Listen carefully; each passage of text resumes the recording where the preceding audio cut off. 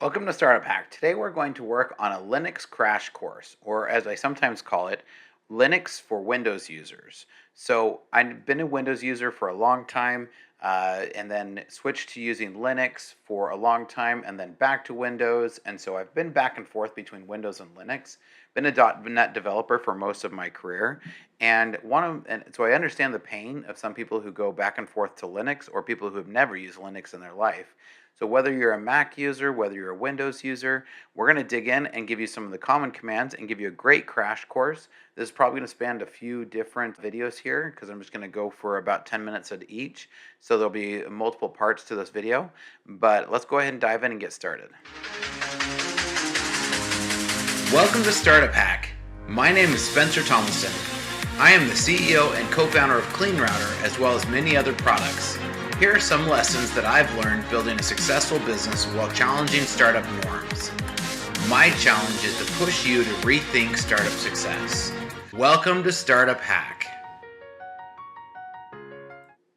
All right, now as you saw from that video, the first time that I started using Linux was really for CleanRouter. So the routers used an embedded version of Linux called OpenWRT, and so it's a single user system, very easy to use, and so it used OpenWRT, and that was really what forced us to learn a lot about Linux from the beginning.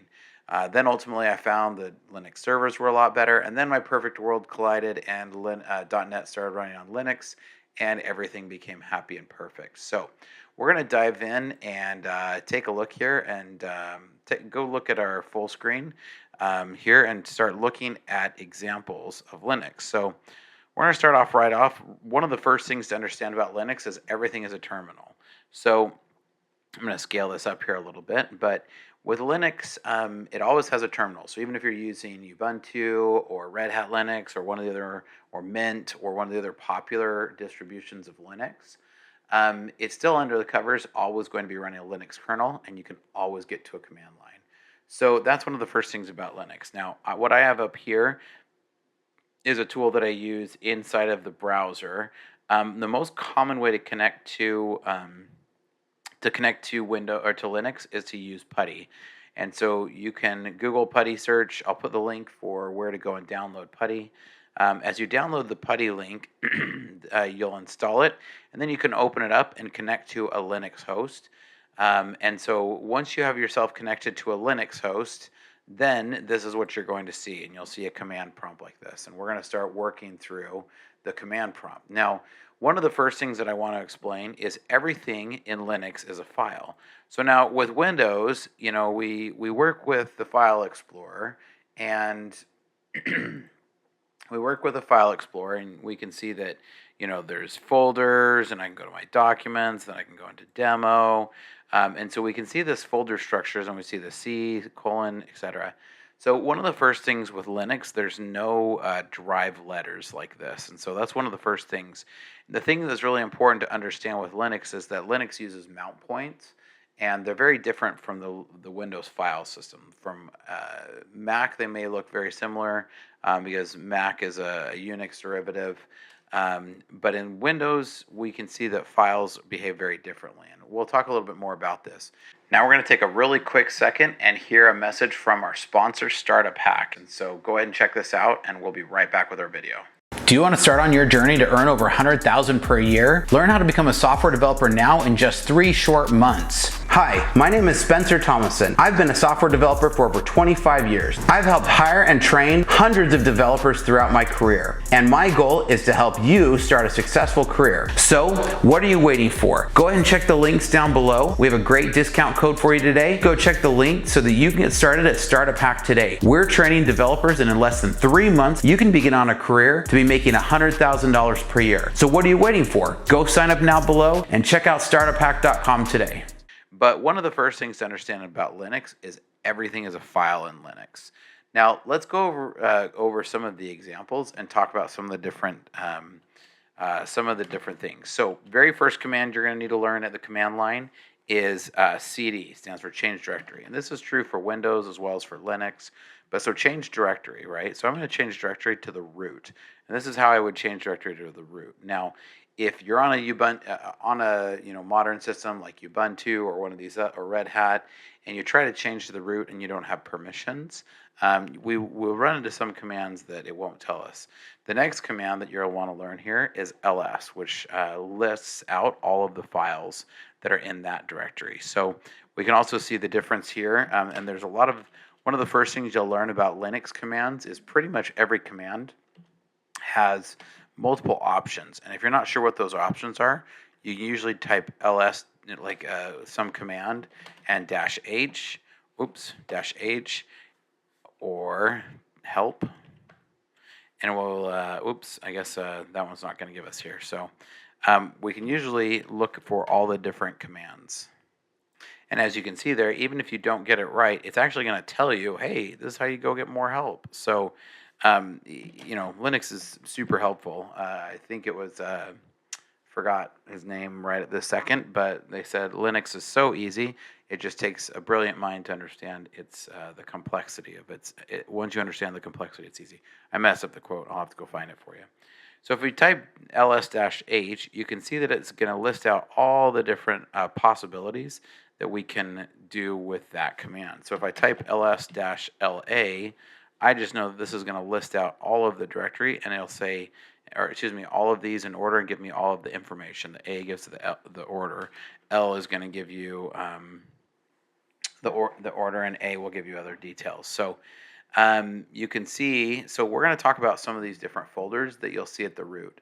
So bin, so if we go into the bin folder, and some of these you're not going to want to mess around with a little bit, but if you go into the bin folder, you'll actually see this is where, so the bin folder is where all of your programs that are accessible to all users will be stored once they're installed.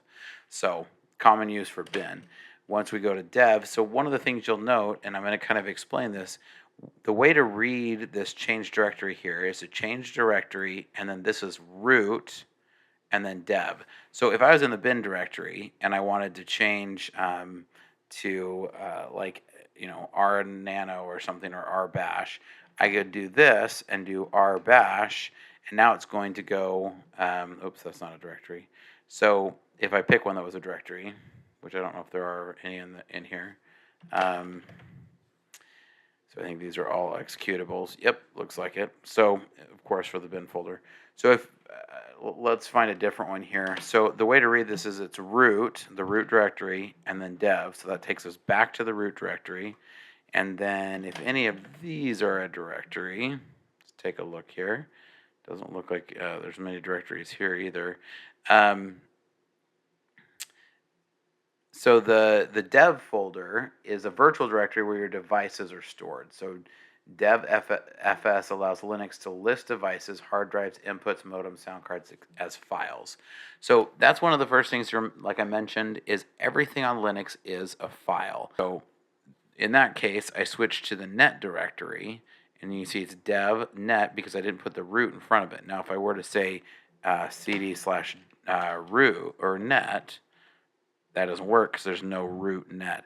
But I can also chain these and say cd dev net, and that will give me right into that directory. So going back to the root directory, I can from the root directory go to dev net and see we can do that. So lots of, you'll get really good. Oh, and then you can either say cd and cd back to the root, or you can put it 2 dots and it will move you up one directory, and that will move you up another directory. So very handy stuff. That's the dev folder. The etc folder, or etc folder, this is where you'll find all of your global settings. So daemons such as SSH, Telnet, SMTP, mail servers, also some password files, as well as group lists, user skeletons, and cron jobs. So if we look into this one here, you can see, like, for instance, this server is running Nginx. So if I go into Nginx, if I go into Nginx, I just did it wrong, I can look and see what other files and configs. You can see the config-d. So we'll go and look at the config-d, and in here, looks like there's no files in there. So if we go to sites available, this is going to list out all the config files for the sites that are available on the server, so we can see some of the sites that are available here. So that's an example. It's the Etsy folder holds mostly is all of your configuration files for where you need. Now, the home folder is actually where you'll spend most of your time.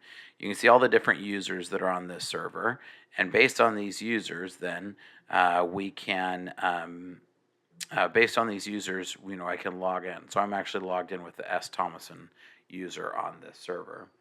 Now, next, and so this is where so when you think of it like from Windows, and not my calculator, that was the wrong thing to open. If you go look at your folders, your like documents or pictures, those are under, C. If you look at a C, my username and then documents, etc. That is like your home folder. So if I go into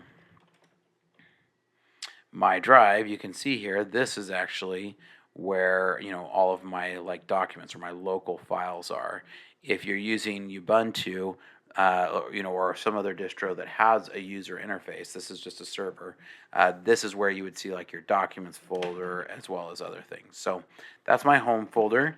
And now we can go to libs. So the lib folder is actually where all the libraries sit. So this is where if you're going to this is where shared libraries like Perl, Python, C, etc. are stored.